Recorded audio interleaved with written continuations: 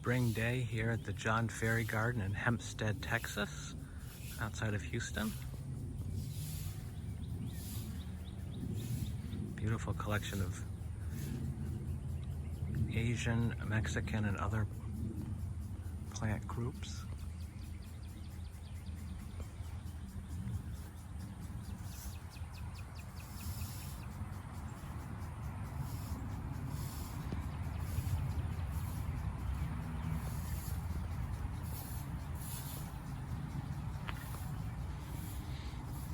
The plant sustained damage from the freeze this winter.